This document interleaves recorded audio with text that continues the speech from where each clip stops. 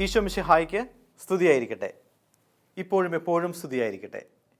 ഈശോയിൽ ഏറ്റവും സ്നേഹമുള്ള പ്രിയ കുട്ടികളെ, വീണ്ടും ഒരിക്കൽ കൂടി നമ്മൾ വിശ്വാസ പരിശീലന 12ാം ക്ലാസ്സിൻ്റെ രണ്ടാമത്തെ പാഠത്തിൻ്റെ രണ്ടാമത്തെ ഭാഗത്തിലേക്ക് എത്തിയിരിക്കുകയാണ്. നമ്മൾക്ക് നല്ല ദൈവത്തിന് നന്ദി പറയാം. പ്രിയ കുട്ടികളെ, നമ്മൾ രണ്ടാമത്തെ പാഠത്തിൽ കണ്ടത് വിശ്വാസവിരുദ്ധ സിദ്ധാന്തങ്ങൾ ആണ്. നിങ്ങളുടെ മനസ്സിലേക്ക് സാറ് കഴിഞ്ഞ ഭാഗത്തിൽ പങ്കുവെച്ച വിശ്വാസവിരുദ്ധത, അല്ലെങ്കിൽ എന്തൊക്കെ വിശ്വാസവിരുദ്ധ സിദ്ധാന്തങ്ങളെയാണ് നമ്മൾ കണ്ടുമുട്ടിയത് എന്ന് നിങ്ങളുടെ മനസ്സിലേക്ക് ഒന്ന് ഓർക്കുക. അതുപോലെ തന്നെ എന്തായിരുന്നു ഈ വിശ്വാസവിരുദ്ധ സിദ്ധാന്തങ്ങളൊക്കെ ഉടലെടുക്കാനുള്ള 3 കാരണങ്ങളെന്ന് സാറ് നിങ്ങളോട് പറഞ്ഞിരുന്നു. സാറ് നിങ്ങളോട് ചോദിക്കുകയാണ്, നിങ്ങൾ മനസ്സിലെങ്കിലും അത് ഓർക്കുക. ഒന്നും കൂടി സാറ് പറയാം. 1, പ്രത്യയശാസ്ത്രപരമായ ചില ആശയങ്ങൾ. അത് ഒരു കാരണമായിരുന്നു വിശ്വാസവിരുദ്ധ സിദ്ധാന്തങ്ങൾ ഉണ്ടാകാൻ. 2, മനുഷ്യൻ്റെ സഹജവാസനകളിൽ നിന്ന് ഉത്ഭവിക്കുന്ന ചില പ്രവണതകൾ കാരണവും വിശ്വാസവിരുദ്ധ സിദ്ധാന്തങ്ങൾ ഉണ്ടായി. 3, തിരുവചനം തെറ്റിദ്ധരിച്ചവരും അത് തെറ്റായി വ്യാഖ്യാനിക്കുന്നവരും ഉയർത്തുന്ന വെല്ലുവിളികളിൽ നിന്നും വിശ്വാസവിരുദ്ധ സിദ്ധാന്തങ്ങൾ ഉണ്ടായി. അത് നമ്മൾ കഴിഞ്ഞ ഭാഗത്തിൽ കണ്ടതാണ്. അതിനുശേഷം നമ്മൾ കണ്ടത് 4 തരത്തിലുള്ള വിശ്വാസവിരുദ്ധ സിദ്ധാന്തങ്ങളെയാണ്. ഒന്നാമതായി നമ്മൾ കണ്ടത് അഗ്നോട്ടിസം അല്ലെങ്കിൽ അജ്ഞേയവാദം, അല്ലേ?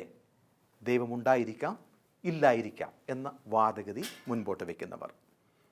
രണ്ടാമത് നമ്മൾ കണ്ട വാദം യുക്തിവാദമാണ്.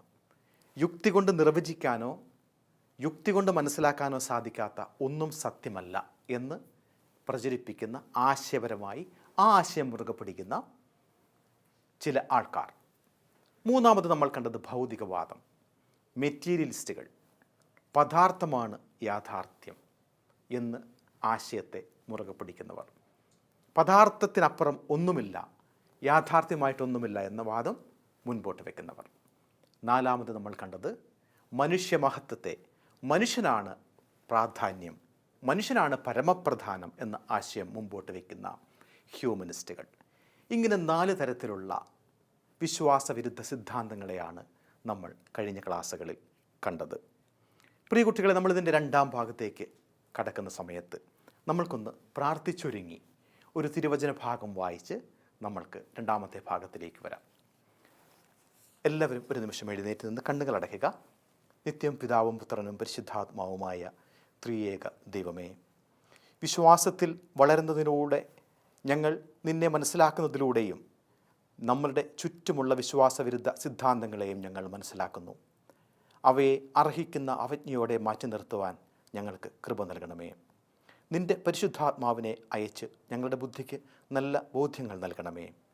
ഞങ്ങളിന്ന് പഠിക്കാൻ പോകുന്ന കാര്യങ്ങളെല്ലാം ഞങ്ങളുടെ മനസ്സിൽ ആഴമായി പതിയുന്നതിനും അതുപോലെ അത് ഞങ്ങളുടെ ജീവിതത്തിൽ പ്രാവർത്തികമാക്കുന്നതിനുമുള്ള കൃപ ഞങ്ങൾക്ക് നൽകണമേ. അമ്മേ മാതാവേ, സകല വിശുദ്ധരെ, സ്വർഗീയ മധ്യസ്ഥരെ, ഞങ്ങൾക്ക് വേണ്ടി പ്രാർത്ഥിക്കണമേ.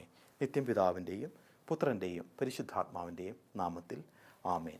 പ്രിയ കുട്ടികളെ, നമ്മൾ പറഞ്ഞതുപോലെ ഇന്നത്തെ തിരുവചനം നമ്മൾക്ക് നൽകിയിരിക്കുന്നത് സങ്കീർത്തന പുസ്തകം 14ാമത്തെ അധ്യായം 1ഉം 2ഉം വാക്യങ്ങളാണ്. നമ്മൾക്ക് എന്താണ് എന്ന് നോക്കാം. ദൈവമില്ല എന്ന് മൂഢൻ തൻ്റെ ഹൃദയത്തിൽ പറയുന്നു, മ്ലേച്ഛതയിൽ മുഴുകി അവർ ദുഷിച്ചിരിക്കുന്നു, നന്മ ചെയ്യുന്നവർ ആരുമില്ല. കർത്താവ് സ്വർഗത്തിൽ നിന്ന് മനുഷ്യാത്മാക്കളെ നോക്കുന്നു, ദൈവത്തെ തേടുന്ന വിവേകികളുണ്ടോ എന്ന് അവിടുന്ന് ആരായുന്നു. നമ്മുടെ കർത്താവായ മിശിഹായ്ക്ക് സ്തുതി. പ്രിയ കുട്ടികളെ, ദൈവം നോക്കുന്നത് ദൈവത്തെ തേടുന്ന വിവേകികളുണ്ടോ എന്ന് നോക്കുകയാണ് ദൈവം. എങ്കിൽ ഉണ്ട്, അല്ലേ? ദൈവത്തെ തേടുന്ന വിവേകമതികളാണ് നമ്മൾ, ദൈവത്തെ അന്വേഷിക്കുന്നവരാണ് നമ്മൾ, ആ ദൈവം കാണിച്ചു തന്ന മാർഗത്തിലൂടെ ചരിക്കുന്നവരാണ് നമ്മൾ. അവിടെ വിശ്വാസവിരുദ്ധതയ്ക്ക് യാതൊരു പ്രസക്തിയും നമ്മുടെ ജീവിതത്തിൽ ഇല്ല എന്ന് നമ്മൾ ഉറക്കെ പറയാൻ ആഗ്രഹിക്കുകയും ചെയ്യുകയാണ്, അല്ലേ? തീർച്ചയായിട്ടും സാർ അങ്ങനെ വിചാരിക്കുകയാണ്. പ്രിയരെ, നിങ്ങൾ ജിം കാവൻസിയിൽ എന്ന് കേട്ടിട്ടുണ്ടോ? ഒരുപക്ഷെ നിങ്ങൾ കേട്ടിട്ടുണ്ടെങ്കിലും ജിം കാവൻസിയിൽ നിങ്ങൾ കണ്ടിട്ടുണ്ടാകും. നിങ്ങൾ പുറകിൽ കാണാം അദ്ദേഹത്തിൻ്റെ ചിത്രം. ദി പാഷൻ ഓഫ് ക്രൈസ്റ്റ് എന്ന് പറയുന്ന വിശ്വവിഖ്യാത മൂവിയിലെ യേശു ക്രിസ്തുവായിട്ട് അഭിനയിച്ച വ്യക്തിയാണ് ജിം എന്ന് നമ്മൾക്കെല്ലാവർക്കും അറിയാം. ആ ജിമ്മിൻ്റെ മനോഹരമായ ഒരു കൊട്ടേഷനുണ്ട്. അത് പറയുന്നത് ഇങ്ങനെയാണ്: I don't want people to see me.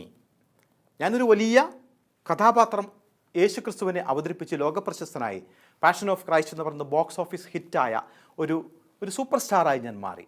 But still I don't want to people to see me. പക്ഷേ എൻ്റെ ചുറ്റിലുമുള്ള ആൾക്കാർ എന്നെ കാണാൻ, എന്നെ ആരാധിക്കാൻ, അല്ലെങ്കിൽ ഞാനൊരു കഥാപാത്രം, അല്ലെങ്കിൽ ഞാനൊരു സ്റ്റാറാണ് എന്നുള്ള രീതിയിൽ എന്നെ കാണാൻ ഞാൻ ആഗ്രഹിക്കുന്നില്ല. I want them to see Jesus Christ. ഞാൻ ആഗ്രഹിക്കുന്നത് അവർ യേശുവിനെ കാണാൻ വേണ്ടിയാണ്. ഏറ്റവും വിഖ്യാതരായ പ്രശസ്തരായ ആൾക്കാരൊക്കെ അവരുടെ ജീവിതത്തെ എങ്ങനെയാണ് നോക്കിക്കണ്ടത്? പ്രശസ്തിയുടെ കൊടുമുടിയിൽ എത്തിയിട്ട് കൂടി അവരുടെയൊക്കെ ആ വിശ്വാസത്തെ ഉയർത്തിപ്പിടിക്കുന്ന മനോഹരമായ കാഴ്ചയാണ് അദ്ദേഹത്തിൻ്റെ ഈ കൊട്ടേഷനിലൂടെ നമുക്ക് കാണാൻ വേണ്ടി സാധിക്കുന്നത്. പ്രിയ കുട്ടികളെ, നമ്മൾ ആദ്യം കണ്ടതുപോലെ തന്നെ അജ്ഞേയവാദവും ഭൗതികവാദവും അതുപോലെ തന്നെ ഹ്യൂമനിസവും ഇതെല്ലാം നമ്മൾ കണ്ടു. ഇനി നമ്മൾ കാണാൻ വേണ്ടി പോകുന്നത് കമ്മ്യൂണിസത്തെക്കുറിച്ചാണ്. കമ്മ്യൂണിസം നമ്മളൊക്കെ കണ്ടിട്ടുണ്ട് അല്ലേ? പുറകിൽ നിങ്ങൾക്ക് കാണാൻ വേണ്ടി സാധിക്കുന്നുണ്ട്. കമ്മ്യൂണിസത്തിൻ്റെയൊക്കെ ആദ്യകാലത്തുള്ള അവരുടെ എംബ്ലമാണ് നിങ്ങൾ പുറകിലത്തെ സ്ക്രീനിൽ കാണുന്നത്. എന്താണ് കമ്മ്യൂണിസം എന്ന് നമ്മൾക്ക് നോക്കേണ്ടേ? കമ്മ്യൂണിസവും നമ്മൾ ഈ പറഞ്ഞതുപോലെ തന്നെ ഈ പ്രത്യയശാസ്ത്രങ്ങളൊക്കെ ഉണ്ടായതുപോലെ തന്നെ വ്യവസായ വിപ്ലവത്തിൻ്റെയൊക്കെ ആരംഭ കാലഘട്ടത്തിൽ മനുഷ്യരൊക്കെ ഒത്തിരിയേറെ തൊഴിലാളികളും സാധാരണക്കാരായ ജനങ്ങളൊക്കെ പീഡിപ്പിക്കപ്പെട്ട് എങ്ങനെ മുൻപോട്ട് ജീവിതം നയിക്കും, തൊഴിലില്ല, വരുമാനമില്ല, പട്ടിണി കിടന്ന് മരിക്കുന്ന ഒരവസരത്തിൽ ആ ആശയം അവതരിപ്പിച്ച കാറൽ മാർക്സും അല്ലെങ്കിൽ ഫ്രെഡറിക് എംഗൽസും 1818 ജീവിച്ചിരുന്ന ഫ്രെഡറിക് എംഗൽസും 1820 ജനിച്ച കാറൽ മാർക്സും ഒക്കെ അവർ വിഭാവനം ചെയ്ത ഒരു പ്രത്യയശാസ്ത്രമാണ് കമ്മ്യൂണിസ്റ്റ് പ്രത്യയശാസ്ത്രം എന്ന് പറയുന്നത്. ആ പ്രത്യയശാസ്ത്രത്തിന് അതിൻ്റേതായ ഒരു അർത്ഥവും വ്യാപ്തിയും ആ കാലഘട്ടത്തിൽ ഉണ്ടായിരുന്നു. നൂതനമായ ഒരു അർത്ഥമുണ്ടായിരുന്നു. അല്ലെങ്കിൽ ഒരു സാമ്പത്തിക അസമത്വത്തിൽ നിന്ന് ജനങ്ങളെ രക്ഷിക്കുക എന്നുള്ള ഒരു വലിയ ഒരു സതുദ്ദേശം അതിൻ്റെ പിന്നിലുണ്ടായിരുന്നു. പക്ഷേ പ്രിയ കുട്ടികളെ, ആ സതുദ്ദേശം ഉണ്ടായിരുന്നുവെങ്കിൽ കൂടി അവർ അതിന് കണ്ടെത്തിയ ആ മാർഗം എന്ന് പറയുന്നത് തീർത്തും നമ്മൾക്ക് ഉൾക്കൊള്ളാൻ സാധിക്കുന്നതായിരുന്നില്ല. അതുകൊണ്ടാണ് കമ്മ്യൂണിസം എന്ന് പറയുന്ന ആ ഒരു പ്രത്യയശാസ്ത്രം 90 രാജ്യങ്ങളിൽ ഉണ്ടായിരുന്ന ഒരു കാലഘട്ടം ഉണ്ടായിരുന്നു എന്ന് നിങ്ങൾ ഓർക്കണം. 90 രാജ്യങ്ങളിൽ കമ്മ്യൂണിസം പടർന്നു പിടിച്ചിരുന്ന ഒരു കാലഘട്ടം ഉണ്ടായിരുന്നു. പക്ഷേ ഇന്ന് കേവലം 5 രാജ്യങ്ങളിലേക്ക് ആ പ്രത്യയശാസ്ത്രം ചുരുങ്ങിയെങ്കിൽ ആ പ്രത്യയശാസ്ത്രത്തിൽ എന്തൊക്കെയോ അപാകതകളുണ്ട് എന്ന് തീർച്ചയായിട്ടും നമ്മൾക്ക് മനസ്സിലാക്കാൻ വേണ്ടി സാധിക്കും. ഇന്ന് കമ്മ്യൂണിസം എക്സിസ്റ്റ് ചെയ്യുന്ന രാജ്യങ്ങളൊന്ന് ചൈന, ക്യൂബ, അതുപോലെ തന്നെ ലാവോസ്, വിയറ്റ്നാം, നോർത്ത് കൊറിയ എന്നീ രാജ്യങ്ങളിൽ മാത്രമാണ് നമ്മൾക്ക് കമ്മ്യൂണിസം കാണാൻ വേണ്ടി സാധിക്കുന്നത്. അതിന് പ്രധാനപ്പെട്ട കാരണമെന്ന് പറഞ്ഞു കഴിഞ്ഞാൽ ആ പ്രത്യയശാസ്ത്രത്തെ അവർ രൂപപ്പെടുത്തിയെടുത്തപ്പോൾ അതിൽ ഉൾക്കൊള്ളിച്ച ചില തത്വസംഹിതകളാണ്. ഒന്ന്, സാമ്പത്തിക അസമത്വത്തിനെതിരെയാണ് അവർ ഈ പ്രത്യയശാസ്ത്രം കൊണ്ടുവന്നതെങ്കിലും ഭൗതികവാദവും നിരീശ്വരവാദവും വർഗസമരവും അവരതിൽ കുത്തിനിറച്ചു. ഭൗതികവാദം, മെറ്റീരിയലിസം, പദാർത്ഥമാണ് യാഥാർത്ഥ്യം, ഈശ്വരവിശ്വാസത്തെ നിഷേധിച്ചു. ഭൗതികവാദം അതിൽ കൊണ്ടുവന്നു. നിരീശ്വരവാദം, ദൈവമില്ല എന്നുള്ള ആ ഒരു വലിയ പ്രത്യയശാസ്ത്രം അവരെ കമ്മ്യൂണിസത്തിൽ തിരികെ വെച്ചു. അടുത്തതായിട്ട് അവർ കമ്മ്യൂണിസത്തിൽ കൊണ്ടുവന്നത് വർഗസമരമാണ്. അതിനെക്കുറിച്ച് നമ്മൾ കാണാൻ വേണ്ടി പോവുകയാണ്. ഈ 3 തത്വസംഹിതകളാണ് കമ്മ്യൂണിസത്തെ നമ്മളിൽ നിന്നും, ഒരു വിശ്വാസിയിൽ നിന്നും തീർത്തും അകറ്റുന്നത് എന്ന് പറയാൻ വേണ്ടി സാധിക്കും. നാലാമതായി അവർ പറയുന്നത് ലക്ഷ്യത്തിന് വേണ്ടി ഏതു മാർഗവും സ്വീകരിക്കാമെന്നുള്ളതാണ്. ലക്ഷ്യം മാർഗത്തെ സാധൂകരിക്കുന്നു എന്നുള്ള ഒരു സ്ലോഗനാണ് ലോകവ്യാപകമായി അവർ മുമ്പോട്ട് വയ്ക്കുന്നത്. ലക്ഷ്യം മാർഗത്തെ സാധൂകരിക്കുന്നു എന്ന് പറഞ്ഞാൽ ലക്ഷ്യം നേടുന്നതിന് വേണ്ടി ഏതു മാർഗവും, അക്രമമാണെങ്കിലും ഇനി കൊലപാതകമാണെങ്കിലും ആ ലക്ഷ്യത്തിന് വേണ്ടി അത് നടത്തുന്നതിൽ കുഴപ്പമില്ല എന്നാണ് കമ്മ്യൂണിസ്റ്റുകൾ പറയുന്നത്. ഇങ്ങനെയുള്ള ഈ വൈരുദ്ധ്യാത്മകതയാണ് കമ്മ്യൂണിസം ലോകത്തിൽ നിന്ന് തന്നെ തുടച്ച് നീക്കപ്പെടാൻ കാരണമായത്. കമ്മ്യൂണിസം എന്ന് പറഞ്ഞു കഴിഞ്ഞാൽ ഒരു മതേതര തത്വശാസ്ത്രമല്ല. മതേതരത്വം ഉള്ള അനേക രാജ്യങ്ങളുണ്ട്, പക്ഷേ ഇതൊരു മതേതര തത്വശാസ്ത്രമല്ല. നിരീശ്വരത്വത്തിൽ അധിഷ്ഠിതമായ ഒരു പ്രത്യയശാസ്ത്രമാണ് കമ്മ്യൂണിസം എന്ന് പറഞ്ഞു കഴിഞ്ഞാൽ. മതേതര തത്വശാസ്ത്രമല്ലെന്ന് മാത്രമല്ല, നിരീശ്വരത്വത്തിൽ അധിഷ്ഠിതമാണ് കമ്മ്യൂണിസ്റ്റ് പ്രത്യയശാസ്ത്രം. ഈശ്വരനും മനുഷ്യാത്മാവും മരണാനന്തര ജീവിതവും ഇല്ല എന്നാണ് അവർ പ്രചരിപ്പിക്കുന്നത് എന്ന് തന്നെയാണ് ഈ പ്രത്യയശാസ്ത്രം പ്രചരിപ്പിക്കുന്നതും പഠിപ്പിക്കുന്നതും പ്രിയ കുട്ടികളെ. ഈശ്വരനില്ല, വിശ്വാസത്തിൻ്റെ ആവശ്യമില്ല, മരണാനന്തര ജീവിതമില്ല എന്ന് ഈ പ്രത്യയശാസ്ത്രം പഠിപ്പിക്കുകയാണ് ചെയ്യുന്നത്. കമ്മ്യൂണിസം പുലർത്തുന്ന മതനിഷേധം, നിരീശ്വരത്വം, ജനാധിപത്യത്തിൻ്റെ പേരിൽ നടപ്പാക്കുന്ന ഫാസിസം, അക്രമമാർഗം, ലക്ഷ്യം മാർഗത്തെ സാധൂകരിക്കും എന്ന് പറയുന്ന അവരുടെ ആ സ്ലോഗൻ, ഇതെല്ലാം കമ്മ്യൂണിറ്റി പ്രത്യയശാസ്ത്രം ആർക്കും ഉൾക്കൊള്ളാൻ സാധിക്കുന്നതല്ല, അല്ലെങ്കിൽ ഈ കാലഘട്ടത്തിൽ ഉൾക്കൊള്ളാൻ സാധിക്കുന്നതല്ല.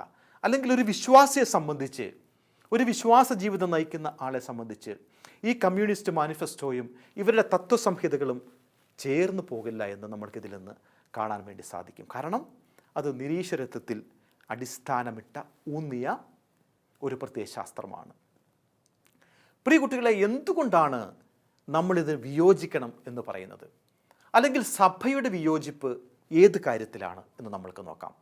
വിയോജിപ്പിൻ്റെ പ്രധാന മേഖലകളെയാണ് നമ്മൾ കാണാൻ വേണ്ടി പോകുന്നത്. എന്തുകൊണ്ട് നമ്മൾക്കിതിനെ വിയോജിക്കണം? ഒന്ന്, ഞാൻ പറഞ്ഞിരുന്നു, നിരീശ്വരത്വവും മതനിഷേധവും. നിരീശ്വരവാദമാണ് ഇവർ പ്രചരിപ്പിക്കുന്നത്. ഈശ്വരൻ ഇല്ല, ഈശ്വരൻ ഇല്ലാത്തത് കൊണ്ട് തന്നെ ഈശ്വരനിൽ വിശ്വസിക്കേണ്ട ആവശ്യവുമില്ല. മതം മനുഷ്യനെ മയക്കുന്ന കറുപ്പാണ് എന്നാണ് അവർ പറയുന്നത്.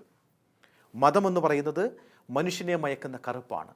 നമ്മൾ കണ്ടിരുന്നു ഭൗതികവാദികൾ പറയുന്നത്, അല്ലേ? ദൈവമുണ്ട്, അല്ലെങ്കിൽ ദൈവത്തെക്കുറിച്ചും ദൈവവിശ്വാസത്തെക്കുറിച്ചുമുള്ള ഭയം മനുഷ്യൻ്റെ മനസ്സിൽ ജനിപ്പിച്ച് മനുഷ്യനെ ഒതുക്കി നിർത്തുക ഒരു ചട്ടക്കൂടിനുള്ളിൽ, അതാണ് മതം ചെയ്യുന്നത് എന്നാണ് ഭൗതികവാദവും ആ ഭൗതികവാദത്തെ ഏറ്റെടുത്ത് പ്രത്യയശാസ്ത്രത്തിൽ ഉൾപ്പെടുത്തിയിരിക്കുന്ന കമ്മ്യൂണിസവും പറയുന്നത്. നിരീശ്വരത്വവും മതനിഷേധവും, മതത്തെ മയക്കുമരുന്നായും ദൈവത്തെ മനുഷ്യൻ്റെ സങ്കല്പ സൃഷ്ടിയായും ഒക്കെയാണ് അവർ മുൻപോട്ട് വയ്ക്കുന്നത്. ഒന്നാമത്തെ കാര്യം അതാണ്. രണ്ട്, എന്താണ് വിയോജിപ്പിൻ്റെ മേഖല എന്ന് നമ്മൾക്ക് നോക്കാം.